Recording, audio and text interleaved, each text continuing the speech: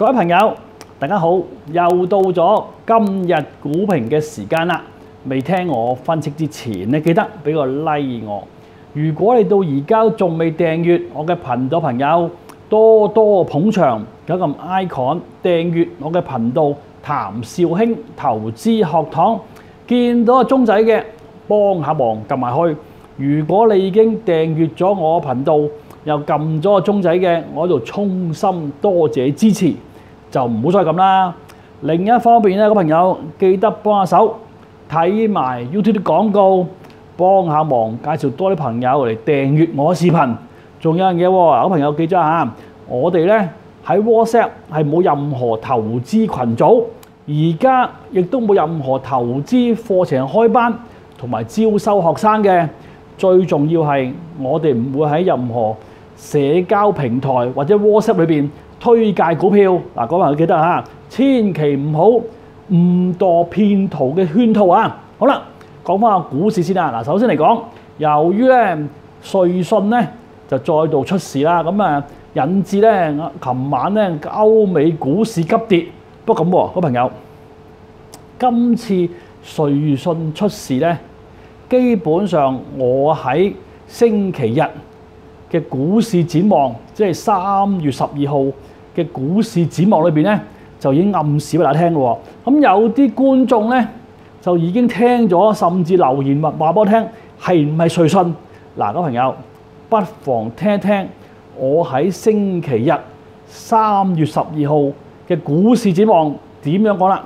根據我譚紹興嘅觀察咧，睇翻而家美國啲銀行嘅問題咧，其實好大機會歐洲啲銀行咧都係面對緊同一個問題。嗱，所以記咗朋友提防咧，就今次美國啲銀行嘅危機引發咗歐洲銀行另一個危機出現啊！嗱，記住咗朋友，好似舊年喺歐洲都有個別人出現問題，你大家知道啦。提防呢啲問題咧，今年再重演啊！至於舊年邊間歐洲銀行嘅問題呢？嗱，朋友你諗下，如果大家記得嘅，知道我邊間啦。嗱，各位朋友，基本上呢，我喺3月12號星期日嘅股市展望裏邊已經同大家講到，去提防今次美國銀行嘅問題呢，會進一步擴散到去歐洲，尤其是某一間歐洲銀行呢，好大機會啦。咁當時呢，我講完之後，就好多觀眾已經留言就估中咗係瑞信啦。不過咁喎，有幾個聰明嘅觀眾咧，就睇開我視頻嘅啦，各位朋友。如果你喺舊年有睇開我視頻咧，我同大家講到舊年嚇，就係如果當啲歐洲銀行，尤其是某一間啊，唔講邊間啦，某一間歐洲銀行出事咧，好大機會咧，騰訊會受惠嘅喎。咁所以今次咧，有幾個聰明嘅觀眾就問：今次瑞信出事，會唔會騰訊會受惠咧？嗱，依樣嘢咧，一陣同我講翻啦。好啦。先講翻咧，琴晚美國股市先啦。嗱，首先嚟講，琴晚咧美國股市收市就跌咗280點，收31,874。嗱，各位朋友，如果你有睇琴晚美國股市咧，你就發覺一樣嘢啦。琴晚同前晚美國股市都係差唔多2-3點，突然間咬腰抽翻上去嘅。嗱，琴晚咧美國股市一開市嘅時候咧，就跌咗差唔多400點，最多跌咗726點。嗱，琴晚美國股市開市就插到去呢度，最低跌咗726點，但係咧跟住就咬腰上翻去，將大部分嘅跌幅就收窄翻，咁最後收市咧就跌280點嘅。呢個琴晚嘅，基本上咧呢個走勢同前晚一樣喎啦。前晚咧美國股市都係急插嘅，差唔多喺夜晚黑，即係香港時間2-3點就咬腰上翻去。嗱，朋友留意住啊！點解出現呢個情況呢？基本上咧就由於今個星期咧喺美國就有大量嘅衍生工具到期，粗略計咧應該係過咗1000億美金嘅衍生工具就會喺今個星期到期。咁由於咧近期嚟講啲大戶咧喺到期前都頂住㗎，所以呢排嚟講連續2日都見到個股市突然間喺收市前由低位咬腰。嗱，不過記咗朋友嚇，呢個現象咧喺下個星期就未必出現㗎，尤其是啲衍生工具喺今個星期結算完之後咧，美國記住喺美國啊，今個星期結算完之後咧，下個星期啊，美國股市就會見真章啦，所以留意住啊。好啦，講翻順帶一提喎，琴晚咧我就發覺咁喎，睇翻美國股市跌都好啦，我發現大戶咧有少少係鬥住個指數㗎，就唔俾跌得太殘，就以免出現恐慌性拋售。但係過埋今個星期咧，下個星期就有機會啦。咁同埋有樣嘢喎，琴晚咧我開始見到啲資金咧就再次係轉移翻去啲科技股，即係由咧其他傳統股流入翻去啲科技股，尤其是某幾隻啊。一陣講翻啊。好啦，講翻咧今日香港先啊。嗱，香港嘅股市今日跌咗335點，就收19203點。咁股市基本上今日香港咧一開市嘅時候就跌300幾點，跟住彈翻上去跌少咗啦。再插翻落嚟，咁最低嘅時候咧就去到19100，跌咗430點。咁收市前就好翻啲啲，最後收咧就收19203，就跌咗335點。咁整體上咧，今日股市成交就113億，而分類指數咧就全線下跌㗎啦。咁當中咧，大家都估到啦，係金融分類指數就跌幅較多啦。咁而成交方面咧，今日成交1113億裏邊咧，就差唔多咧，大部分時間成交差唔多，係臨收市前咧嗰冚成交幾勁喎，都差唔多成60億嘅嚇，所以留意住啦。好啦，咁至於大成交股份啦，嗱，今日嚟講成交最多股份第一位騰訊，成交就80億，阿里巴巴成交36億，友邦成交35億，988893條8，百度成交30億，美團成交27億。嗱，咁呢5隻係今日5大成交股份。咁5隻裏邊咧，今日嚟講，睇清楚先啊，騰訊、阿里、友邦、百度、美團，各位朋友留意住喎，今日5大成交裏邊冇一隻係指數 ETF， 同以前嚟講5大成交裏邊有2到3隻係 ETF 咧，今日嚟講全面都係股票。嗱，留意住啊，各位朋友，有嘢發生㗎。好啦，沽空啦，嗱，今日沽空咧就縮翻啲啦。今日沽空就171億，如果大家留意住咧，前幾日平均都過200億嘅。咁而今日沽空嘅佔大市嘅成交15%。咁當中咧沽空最多嘅盈富基金就沽空差唔多係16億，騰訊就沽空8億，2828恒生國企 ETF 沽空8億，93條8，百度就沽空8億，3033南方恒生科技 ETF 沽空6億。嗱，咁呢5隻係今日咧5大沽空股份，不過留意住喎，喺今日5大沽空股份裏邊咧就冇咩特別喎，反為咧有個別股份今日嚟講啊都算多啊。今日有幾多股份咧出現一個不尋常沽空？嗱，各位朋友，如果仲記得我喺依幾集同大家講到，近期啲大戶開始暗地裏做緊淡倉。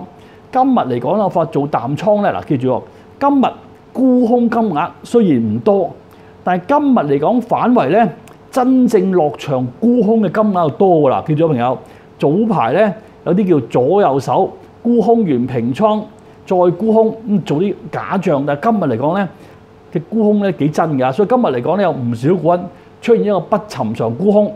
一陣同大家講翻啊，好啦，至於港股通啦，嗱，今日港股通買入就160億，沽出139億，咁將買入減沽出咧，今日就有21億嘅資金入咗嚟嘅，咁相對過去2日有差唔多40億咧，就少一啲啦。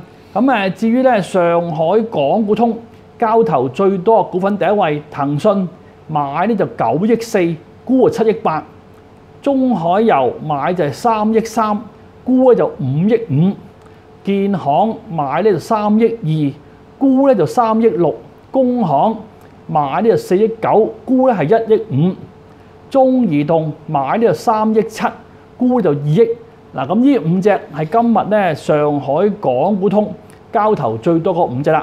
咁深圳啦，嗱，今日深圳咧交投最多，今日深圳港股通交投最多股份第一位咧，騰訊買就係9億6，沽就7億，中海油買咧就3億7，沽咧就5億2，1797買咧就2億4，沽咧就3億7，美團買就係2億8，沽咧都係2億8， 941中移動買1億，沽就2億7。嗱，咁呢5隻咧係深圳港股通交投最多嗰5隻啦。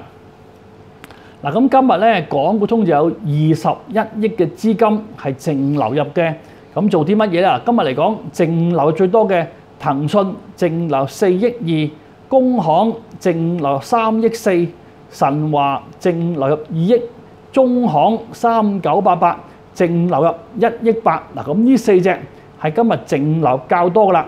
咁至於淨沽出啦，就中海油淨沽出3億7，1797淨沽出1億3。嗱，咁呢兩隻咧係淨沽出較多噶啦。咁我朋友留意住啊，近期咧我譚紹興提醒大家嚇，睇翻近期港股通嘅情況咧，啲資金都開始拍翻去中字頭股份喎。嗱，朋友，我譚紹興咧就已經喺呢個視頻，自從咧我開關之後，同大家講咗4日，提咗大家一樣嘢，就係依排嚟講，香港嘅股市開始有兩極化，有一部分資金咧就拍咗去一啲中字頭股份。咁而家嚟講咧，嗰啲中字頭股咧，相對嚟講係實淨啲喎。嗱，因為今日咧有朋友留言就問到中石油、中石化倉位，因為同大家講翻啊，近幾兩隻股份嘅倉位咧，有啲睇頭㗎嚇。好啦，講翻琴晚美國股市啦。嗱，基本上琴晚嚟講咧，美國股市最多嘅時候啲700幾點啊，亦都係咧同前晚一樣啦，就喺收市前咧就都唔在中段啦，咬腰上翻嚟跌少好多，咁最後咧就跌咗280點。嗱，朋友留意下嚇，因為依排嚟講，美國股市一連2晚咧都係差唔多咧跌到最急嘅時候，突然間咬腰上翻嚟嘅。嗱，基本上咧就同今個星期美國有大量嘅衍生工具到期有關㗎。留意住啊，今個星期咧期指到期、期權到期，同埋甚至場外期權到期㗎，美國啊。咁所以咧大戶點都頂住啦。但係過埋今個星期5咧，情況就唔同咗啦。因為點解咧？因為睇翻咧近期美國股市嗰塊大戶咧，佢沽貨沽得嚟咧好聰明嘅，佢鬥住。第一，你發覺好多指數咧都冇點超賣嘅，跟住亦都咧冇捉到嗰個叫恐慌性拋售喎。嗱，所以依排嚟講，我發覺美國啲大戶掟貨咧掟得嚟咧都幾神奇嘅嚇。好啦。咁至於琴晚咧，美國股市跌咗280點，但係個納指就微升5點。咁當中咧，其實琴晚嚟講啊，嗰朋友留意住喎。如果唔係琴晚美國跌700幾點咧，睇翻個啲股份啊，其實琴晚啲科技股做得唔錯嘅喎。嗱，好似琴晚 Apple 啊、AMD 啊、Intel 啊、Microsoft 啊、NVIDIA 都升嘅喎，係啲金融股比較急咗跌得。咁同埋咧，啲醫藥股都係升嘅喎。我琴晚咧，我發覺有個別差唔多，即係嗱，如果琴晚真係嚴格嚟講，我發覺咧有2隻科技股、1隻醫藥股，就確實有啲大盤咧，就由啲金融股湧入去喎。即係開始有啲股份咧，即係有2隻科技股、1隻醫藥股咧，係有大戶掃貨。琴晚啊，喺美國。好啦，咁至於琴晚咧喺美國嘅中概股咧，都係全線下跌嘅。不過咧就跌幅都唔好緊要咗，即係琴晚咧可能啲人都唔得閒搞住啊，即係未得閒掟住，所以琴晚咧喺美國上市嘅中概股咧雖然跌，但係跌幅就唔係好多喎。咁反為咧，琴晚焦點就依然啲金融股啦，咁當中瑞信啊、BAC 啊，或者係咧其他股份咧都俾人掟㗎啦。咁至於美國股市啦，嗱，留意下喎，嗰朋友，嗱，呢個係個道瓊斯指數。嗱，近期一個道指不如升穿條200天線㗎嘛。嗱，喺舊年11月啊升穿咗之後，咁近期又跌穿翻，咁連續幾日上唔到啦。咁琴晚又再插落嚟。朋友留意住啊，因為咧今個星期有大量衍生工具到期，啲大戶咧就未真係全線掟，但係過埋今個星期咧，下個星期見真章啊。因為點解咧？因為依排我發覺咧好多美國指數。雖然跌落嚟，但係就冇超賣喎，差唔多係一到超賣咧，就有隻神奇之手攞翻上去嘅喎。咁會唔會同個衍生工具到期有關咧？嗱，留意住啊，下個星期先係真章啊。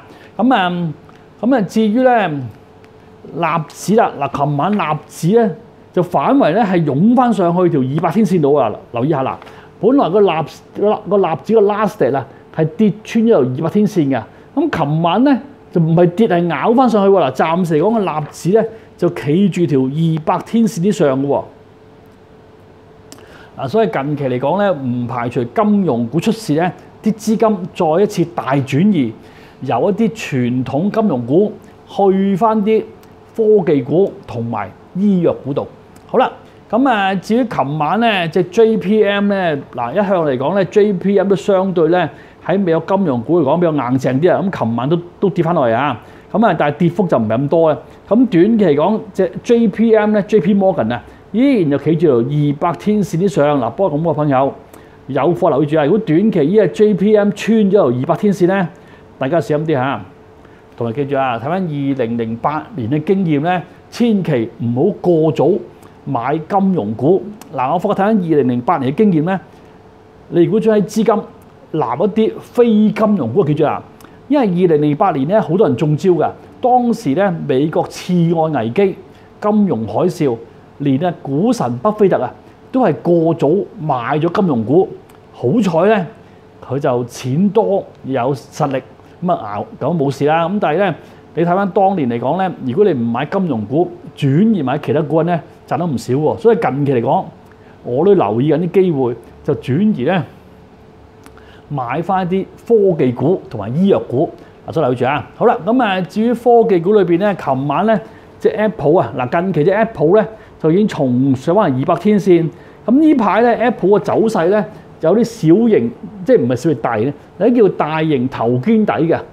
嗱，不過就未確認住啊。咁朋友記住啊，因為今個星期咧就係啲期指期權到期啊。嗱，朋友記住喎，今個星期咧啲股份升或者跌都好啦，其實同啲期指期權到期有關嘅。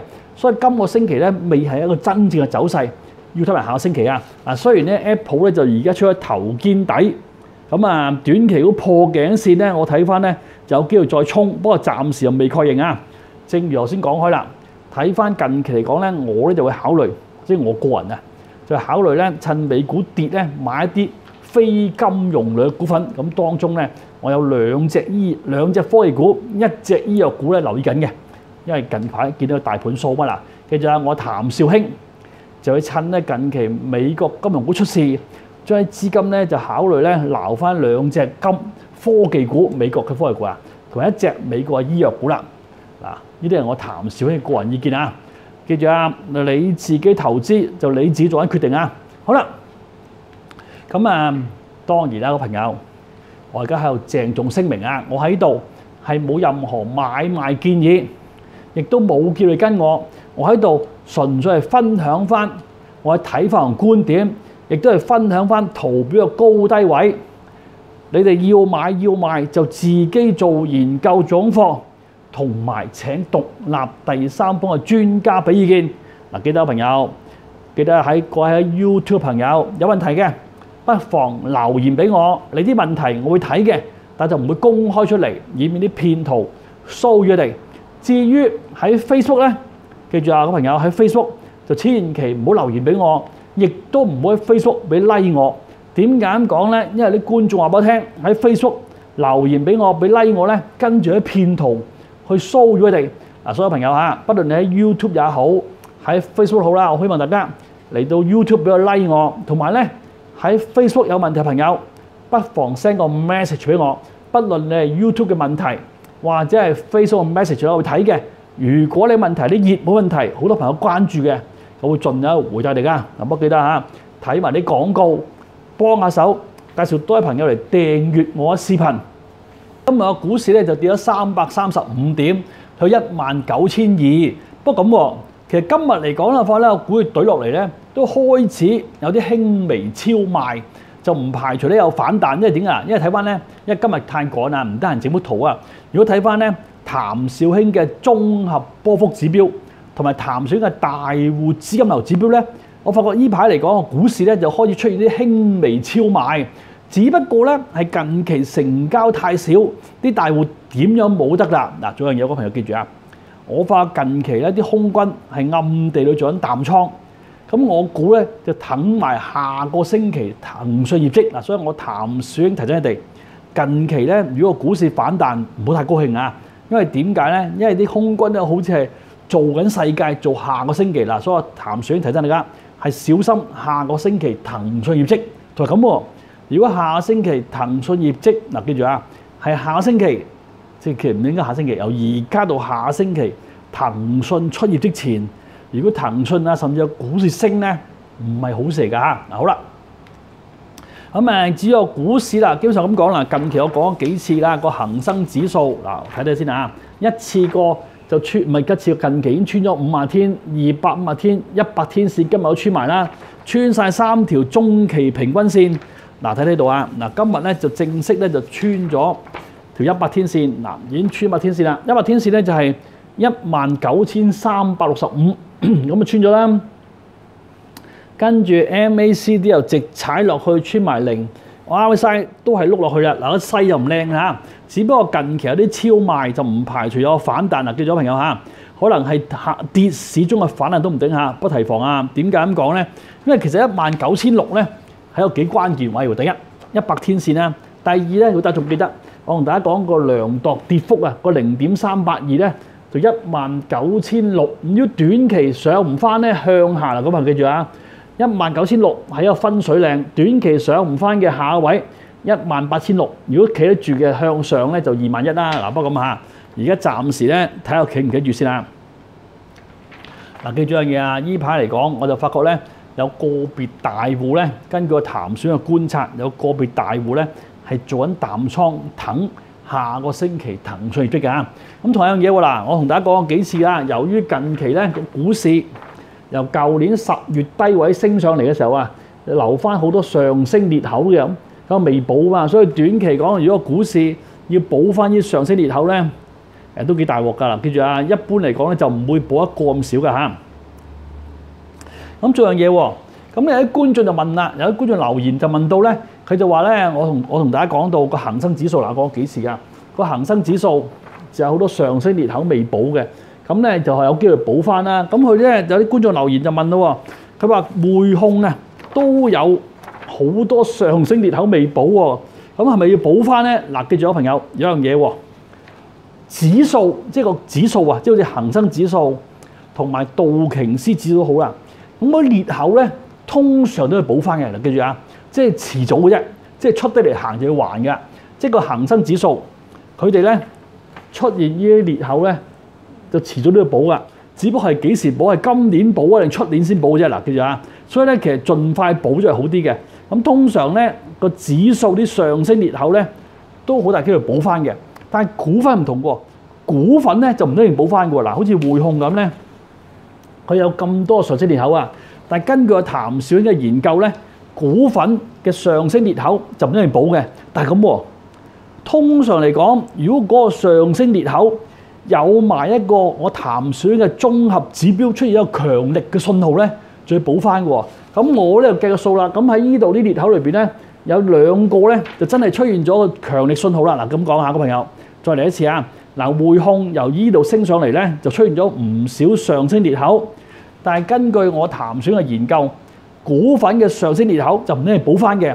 但係咁喎，如果當嗰個裂口係配合埋我談選嘅綜合波幅指標出現一個異動信號咧，就有機會補翻喎。咁我計個數啦，由呢度上嚟咧就確實有2個係出現嘅。咁所以咧，我估計匯控咧由呢度抽上嚟咧有2個上升裂口要補翻㗎。留意住啊！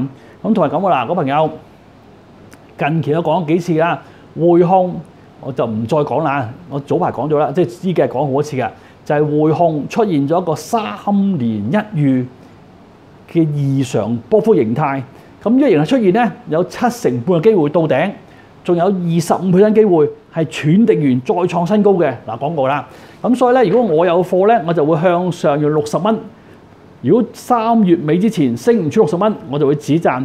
如果跌穿55蚊，亦都係先行止賺。咁近期匯控咧就已經率先跌穿咗55蚊，所以如果我有貨咧，我就會先行止賺啦。嗱，朋友記住啦，呢個係我譚紹興講㗎。我譚紹興，如果我有貨，我就會先行止賺，就冇叫你跟我。記住啦，朋友嚇，你自己投資，你自己做功課，負責翻你自己投資。我喺度係冇任何買賣建議。好啦。咁講翻咧，不過順帶一提喎，今日咧就匯控嗱，順便而家講先啦，匯控同埋友邦甚至係平保碌落嚟咧，都開始有輕微超賣，咁就唔排除個反彈啦。不過記住喎，呢個反彈咧可能係跌浪裏邊嘅小反彈嚟，記住啊，即係彈完再跌都唔定㗎，即係彈散啊。好啦，咁頭先咧，我頭先講到啦，嗱，記住朋友一樣嘢，今次歐洲啲金融機構再出現問題，好似瑞信出現問題咁樣。如果大家仲記得舊年同大家講過，當時咧有間歐洲銀行出事啊，咁收尾救得翻啦。咁我嗰時講噶嘛，如果依家歐洲銀行出事咧，騰訊又有利㗎。今次都係喎，嗱，記住啊，如果近期講歐洲啲銀行出事咧，其實騰訊會最終受惠㗎啦。原因咧就太長遠，唔好講啦。我舊年講過㗎，因為我發覺講完出嚟之後咧，就好多人抄襲啊，所以我就唔講啦。記住啊，今次嚟講，如果歐洲銀行真係出事咧，騰訊反而會受惠㗎。好啦，咁第二樣嘢啦，近期嚟講緊騰訊先啊。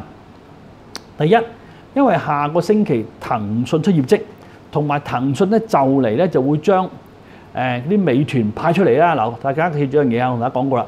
近期我就唔可以計騰訊嘅火箭模式，點解咧？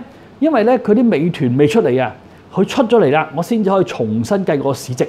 咁所以其實咧呢樣嘢就唔止我㗎，好多大戶做唔到㗎。所以呢排嚟講咧，我發咧騰訊嘅火箭模式計唔到啦。第二，我就發覺咧呢排嚟講有唔少大戶咧係暗地裏做緊騰訊嘅淡倉。咁所以咧由而家到下一星期，騰訊無端升咧，未必好食㗎。同埋咁喎，騰訊做緊淡倉啊，但係有樣嘢要留意住喎，就係阿里巴巴啦。我發阿里巴巴咧依排啊，去到80蚊，即係喺香港80蚊啦。咁咧嗱，即係香港80蚊，咁美國幾多錢咧就因翻啦。跟住其實咧係跟翻美國價㗎。喺美國嗰邊咧，我見到佢啲期權咧，尤其場外期權咧，開始都好轉喎。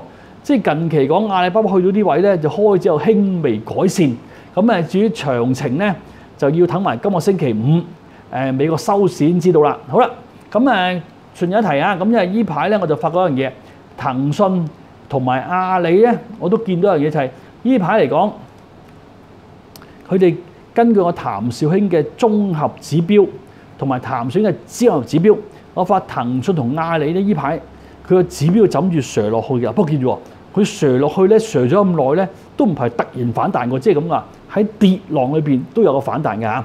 好啦，咁走勢方面啦，嗱，第一近期咧騰訊有樣嘢啦，嗱，睇睇啊，嗱，呢係騰訊啊，睇住喎，呢條100天線，呢條250天線，嗱，基本上近期嘅100天線同200天線咧就密集喺310蚊，大家望望先啊，嗱，所以短期咧呢個位好關鍵啊。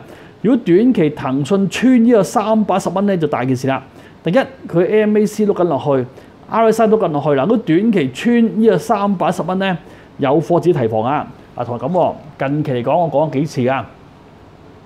阿里巴巴、美團、京東已經先後跌穿咗條200天線，暫時係騰訊未穿嘅。嗱，未穿。嗱，點解係未穿？第一，因為佢未出業績，啲大戶就未肯掟住。但係出業績，如果業績唔對路咧，有機會大戶隨時掟嘅時候都有穿呢條線啊！即係其實咧，今次嘅業績咧好關鍵啊，會唔會跌穿條線啊？第二啦，咁至於阿里巴巴，頭先都講過啦，近期咧呢個9988啊，去到80蚊咧，就開始有啲喘定啊，同埋咧喺美國嘅倉位就改善咗。咁至於佢 MACD 同個 RSI 仲係弱緊啊，即係咁啊，即使改善都好啦，咁我估計咧。要等埋美國嗰邊啲期權結算啦，先至見真章啊！即係短期咧，我諗佢仲喺80蚊度躝行啊！好啦，咁不過記住我朋友，下個星期騰訊出業績，再加埋咧嚟緊就會將咧美團分派出嚟，呢個咧就關鍵啦，尤其是佢將美團分派出嚟嘅大致啊！好啦，咁有啲朋友留言就問到友邦嘅，有個朋友記住喎，我喺呢幾日咧講過幾次噶。近期咧我哋本來咧就冇咧特別去睇友邦嘅倉位嘅，但係好奇怪喎，呢排咧我睇倉位嘅時候咧，我部電腦睇啊，友邦嘅倉位成日彈出嚟喎，出咗一個不尋常信號喎，即係近期咧友邦咧經常咧倉位出現一個不尋常信號嘅。正如我琴日都講到啊，即係琴日或者前日啦，友邦嗰條200天線就好關鍵啦。咁近期一次過跌穿咗啦，呢排友邦一次過穿咗條200日天線，咁同埋呢排咧睇緊友邦啲倉位咧都以係大戶沽、散戶買貨為主，嗱，所以要小心啲啊！因為近期咧友邦就無端穿咗條250日天線，再加埋個倉位就以大戶沽、散戶買為主。咁咧由於佢穿咗條線咧，今日嗱叫做今日友邦就凌空飛墮，就開始有啲超賣，就唔排除佢反彈。不過咁你記住啊，彈咧就唔好太開心啊，即係唔排除機會彈。再做上翻80蚊，但係我提防咧就係彈散啊，即係提防佢彈完再插啊，記住啊朋友。嗱，順便提下，依排嚟講，我發覺匯控、友邦、平保都出現咗輕微超賣，就唔排除出現一個反彈，不過提防係彈完再散啊，即係彈散啊。好啦，咁講翻咧隻857同埋386先啦，老朋友，我想同大家講樣嘢。近期講咧，我睇翻咧。即係好似舊年，我就研究中移動嘅倉位啦。如果大家同啲舊年年尾啊，我咪專登同大家講有邊隻電訊股有大佬入市嘅。近排咧我就發覺咧，隻857同埋386咧，一個倉位真係唔錯喎。即係其實近期啊，857同386咧個倉位改善唔少㗎。嗱，各位朋友不妨望一望啊。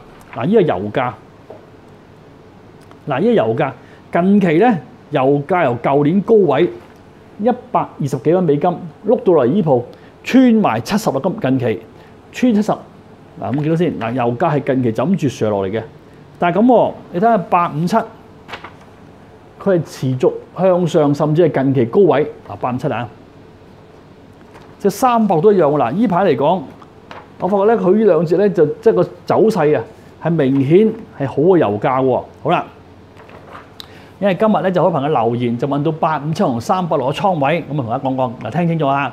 好啦，首先講857先啦。第一，睇緊857咧近期重倉嘅，哇極度重倉啊！即係其實857升咧真係有啲異數喎。點解咧？因為近期咧老散就重倉，極度重倉啊，差唔多揸咗50成貨，50成街貨咁滯啦。咁啊跟住到美資同埋啲歐資，好啦咁至於買貨咧，近期咧。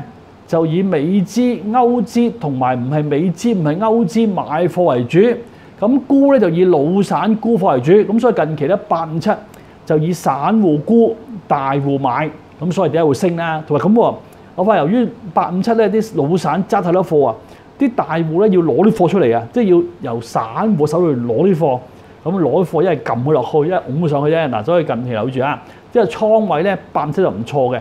呢排嚟講就係散戶沽。大戶買好啦，咁所以咧，記住有個朋友，你睇緊857咧，呢排大戶嘅動作咧，我覺得大戶想震咗散戶啲貨出嚟啊！好啦，因為揸咁多貨，大戶都冇貨，料高益散戶㗎，唔咁蠢嘛，所以點震啲貨出嚟啦？記住有個朋友，呢排有857咧，可能要坐過山車嘅人嚟震你出嚟嘛。好啦，咁只係386啦。嗱，咁386咧，睇翻個倉位咧。亦都係咧老散重倉為主，不過好彩喎，重倉得嚟咧857咧就以老散重倉，即係386咧重倉得嚟就唔係好多咋，咁跟住就美資歐資為主，咁至於咧沽貨咧近期嚟講沽貨咧就以有啲老散啦，有啲美資歐資，至於買貨咧就有啲美資，有啲散戶，有啲咧唔係美資唔係歐資嘅大戶買，咁依排嚟講咧，我發咧買貨同沽貨咧，即係386啊，都算有少少勢均力敵喎，即係咧買賣都差唔多，即係大戶散戶就混戰呢排386啊，咁即係咧而家300去到呢位咧買賣都差不多，反而隻857咧我就感覺上睇翻倉位就係大戶開始震倉震啲貨出嚟，震啲散戶啲貨出嚟啊，咁你醒目啲啦，震貨點做就你諗啦。好，第二啦。嗱，隻857第一樣先啦。嗱，857咧近期條50天線就升穿200天線，出咗黃金交叉。咁黃金交叉之後就飛升啦。咁所以近期佢衝到上4個半咧，就已經反映咗有黃金交叉啦。向下咧，短期嚟講4蚊係個重要支持位啊！咁朋友留意住啊，因為佢個 MACD 個 RSI 都出現一個輕微頂背馳，即係短期唔排除有機會試穿4蚊㗎。因為嗰個 RSI 同 MAC 出現頂背馳啊，好啦，咁至於386啦，嗱，386咧都一樣㗎啦，386咧亦都出現條50天線，升穿200天線，出咗黃金交叉。咁近期嘅300衝到上去40幾銀錢咧，亦都反映翻呢個黃金交叉升幅。咁不過咁啊嗱，有少少唔同喎。第一，呢隻386咧，佢個 RSI 雖然有輕微頂背馳，但個 MACD OK 喎，就同頭先嘅857有好大分歧啊！嗱，睇多次啊，嗱857咧，佢個 MACD 都係一浪低於一浪，個 RSI 都係一浪低浪，即係個 RSI 同 MACD 都出現頂背馳。但係386就依然比較硬淨啲喎。個圖嚟講咧，我短期386個4個半咧，應該相對穩陣啲啊！嗱，所以有貨只留意啦。不過倉位咧就以857就較好。嗱，記住啦，各位朋友，如果想知道個別股嘅倉位，就不妨留言俾我，幫你望一望。嗱，記住啊，我咧就唔會喺度主動同大家講嘅，你哋問我先會講嘅。好啦，咁嗱，各位朋友，今日咧講咁多喎，記得喎，聽咗咁耐，記得俾個 like 我。如果到而家仲未訂閱我嘅頻道朋友，多多捧場，嗰個 icon 訂閱我嘅頻道譚紹興投資學堂，見到鐘仔嘅幫下忙撳埋去。如果到而家仲未訂閱我頻道咧，記住快啲幫下忙訂閱我頻道，同埋記得介紹多啲朋友嚟訂閱我視頻之外咧，睇埋廣告啊，同埋記住啊，我喺度咧係冇任何買賣建議。我純粹係分享翻 share 翻我觀點同睇法，分享翻 share 翻圖表嘅高低位，冇叫你跟我，你哋要買要賣就自己做研究做功課，同埋請獨立第三方嘅專家俾意見，記得嚇，自己投資自己負責。咁最後啦，同大家講翻咧個不尋常沽空先啦。嗱，今日嚟講，今日咧嘅沽空雖然得171億，比琴日、前日甚至上個星期嗰200幾億少，但係今日咧我發覺咧真係沽貨咧就唔少喎。今日嚟講咧有啲股份出現咗不尋常沽空嘅，咁當中咧就有攜程啦、海底撈、領展、招行嗱，同埋咧就汽車三座好似小鵬啊、理想呢啲啦。嗱，所以咧就今日嚟講咧就攜程、海底撈、領展、招行同埋汽車三傻咧出現咗不尋常沽空嘅。咁咧今日攜程出現咗不尋常沽空，咁同大家講講咧攜程嘅走勢先啊。嗱，今日攜程咧又跌咗8個2，收288個4。咁啊，整體上咧近期講攜程咧今日就啱啱咧就跌穿咗條50天線，就291蚊。如果短期上唔翻咧，向下咧有機會試翻呢度100天線就260。嗱，不過記住朋友嚇，因為點解攜程睇翻佢嘅 MACD 同個 RSI 都向下，短期講如果再次逼近條100天線260蚊咧，就要小心啲啦。走勢唔係咁簡單啊，尤其是咧，如果大家仲記得我舊年有講攜程㗎，呢排攜程咧喺300蚊邊咧橫行咗耐啊，啲大戶派貨，佢持續派貨，但係個 MACD 同 RSI 就碌咗落去。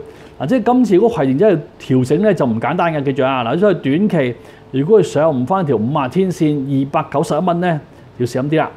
好啦，咁至於另一隻今日出咗個不尋常沽空就海底撈，即係6862啊。咁今日咧海底撈咧咁喎。嗱，今日就6862碌落嚟啊！嗱，睇住話，佢而家開始逼近翻條100天線就19蚊喺度啊。咁咧佢個 MACD 碌緊落嚟，個 RSI 碌緊落嚟啊！短期講，隻海底撈咧喺22蚊度咧就做咗幾個頂㗎。咁所以如果今次咧佢穿100天線19蚊咧，有貨大家小心啲嚇，因為呢兩個股份咧近期咧啲不尋常沽空咧都有啲要小心㗎。好啦，咁除咗6862之外咧，我今日想同大家講平保喎。咁今日咧朋友留言問你平保啊，啱貨咧有啲嘢啦，記住朋友。即係你哋唔問我咧，我就唔會主動去抄㗎。咁但係今日啲朋友留言問到平保，咁我發覺咧，雖然咧就而家趕唔切，即係今日太多嘢做啊，趕唔切睇平保嘅倉位，即係講平保嘅倉位。但係今日咧，我粗略計一計平保嘅倉位咧，我發覺開始有啲大戶滲貨，甚至係大戶散貨跡象啊。所以呢排平保小心啲啊，個倉位就麻麻地㗎，開始喺大戶滲貨跡象。咁走勢方面咧。嗱，近期嚟講，佢就瀡落嚟啊！嗱，即係跌落嚟啊！咁咧，依排嚟講咧，睇先啊！嗱，依排嚟講，隻平保啊，佢條50嗱，呢條唔係50啊，記住，呢條係100天線，呢條係200日天線。嗱咁呢排嚟講，100同埋200日天線咧，都大概49蚊。但係咧，佢個 MACD 又直插，個 RSI 都係插㗎啦。喺短期講，如果平保穿咗呢個交叉位大概49蚊咧，要小心啲嚇。嗱，因為呢排咧，我覺得大戶有少滲貨息咗有平保，所以有貨自己留意啦。嗱，記住啊，平保咧近期咧睇翻倉位都幾關鍵嘅，不過今日唔得閒再同大家講住啊。所以大家想知道平保嘅倉位或者係個別股嘅倉位，不妨留言俾我啊，我同大家睇睇。不過記住喎，好朋友，記得俾我 like 我嚇，因為咧你要俾我 like我啲團隊咧先有士氣，繼續同大家拍呢條視頻啊。嗱，記住一樣嘢喎，記得幫下手睇埋啲廣告。嗱，記住啊，幫下手睇埋啲廣告，因為咧呢幾日咧就好多朋友留言，就問我可唔可以講多啲美股。嗱，朋友記住啊，我譚紹興而家考慮緊整個美股詳細嘅環節，不過而家時間限就未得住啊。不過咁我記住啊，朋友，我譚紹興提大家，因為近期咧美股你要份外小心，尤其今個星期我講咗幾次㗎，今個星期有超過1000億美金嘅期指期權，包括股票期權到期嘅。包括係場外期權啊，到期嘅，咁所以今個星期啲波動㗎，所以呢排咧我就發覺同啲期權有關啦。咁所以咧我哋見到連續2日嗱，呢個咧係前晚嘅，你發覺懟落嚟之後，突然間喺2、3點咬腰上翻收市前咬腰上翻去。咁琴日都係咁喎嗱，琴晚都係一樣啦，懟落700幾點之後又咬咗上嚟。嗱，不過記住一樣嘢嚇，因為咧呢個咧就同啲衍生工具到期有關嘅，啲大戶咧就諗住。